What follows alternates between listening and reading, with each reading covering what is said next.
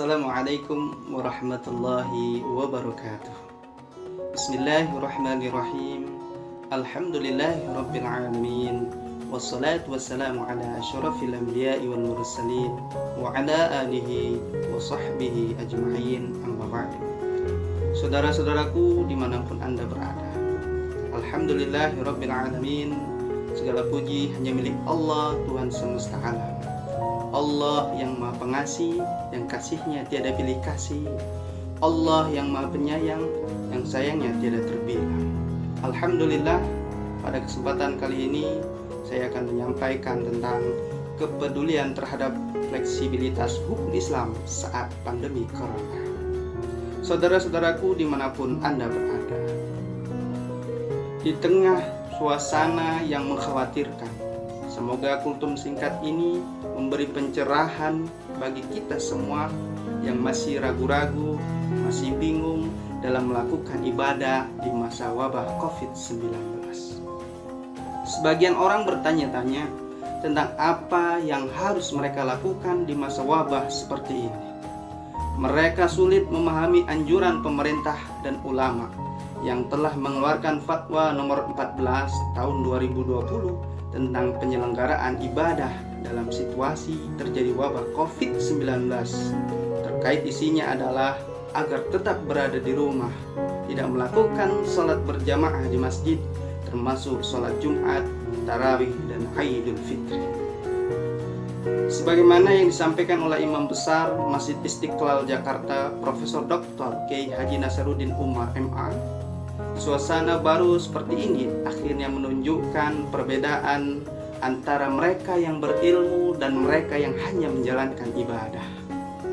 Yang berilmu kita lihat, seperti ulama kelihatan tenang dan tidak terlihat panik sama sekali ketika ada himbauan untuk tidak melaksanakan sholat Jumat, rawatib, tarawih, dan Idul Fitri secara berjamaah di masjid atau di lapangan. Mereka paham fleksibilitas hukum Islam.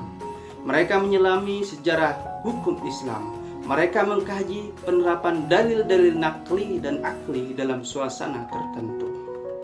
Saudara-saudaraku dimanapun Anda berada, pandemi COVID-19 adalah realitas global yang menerjang tatanan kehidupan umat manusia dari level rumah tangga, nasional hingga internasional.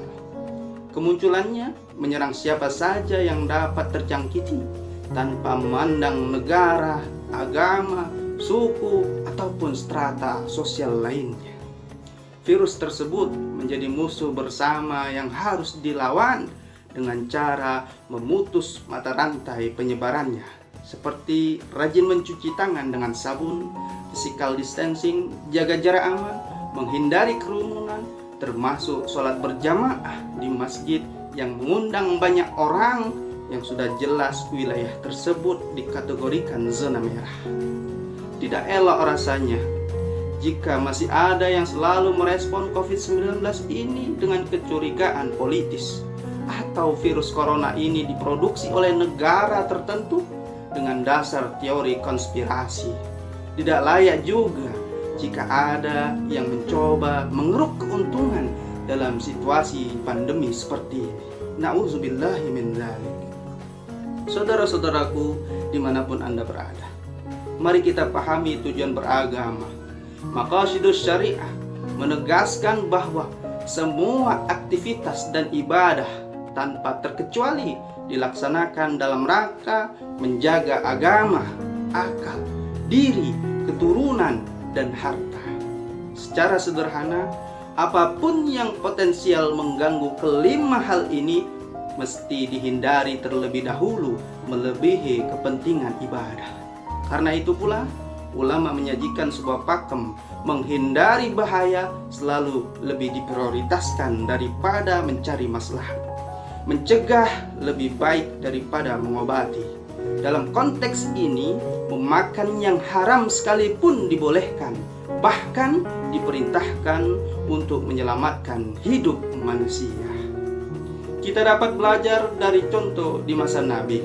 Rasulullah SAW pernah menegur salah seorang sahabat karena membiarkan ontanya tidak terikat dengan dalih tawakal kepada Allah Subhanahu wa taala.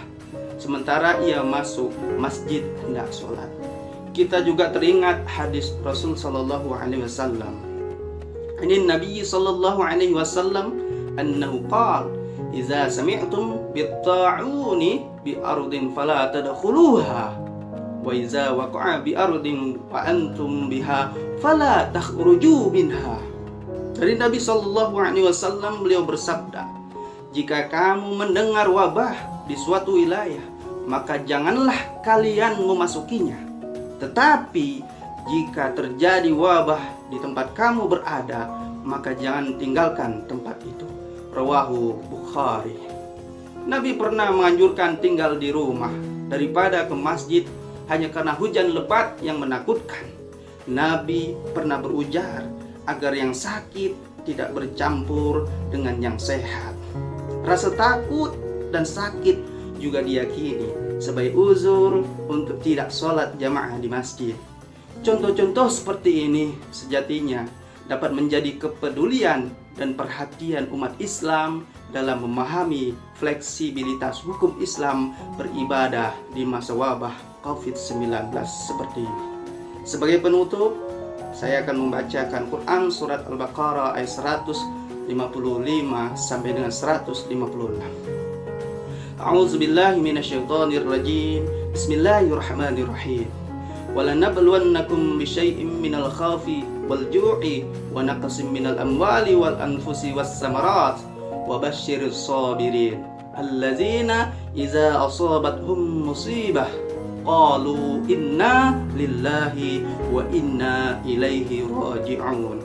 Dan sungguh akan kami berikan cobaan kepadamu dengan sedikit ketakutan, kelaparan, kekurangan harta, jiwa, dan buah-buahan. Dan berikanlah berita gembira kepada orang-orang yang sabar, yaitu orang-orang yang apabila ditimpa musibah, mereka mengucapkan inna lillahi, sesungguhnya kami milik Allah, wa inna ilaihi raji'un, dan kami akan kembali kepadanya. Demikian kultum singkat kali ini, mudah-mudahan membawa manfaat bagi kita semua. Wassalamualaikum warahmatullahi wabarakatuh.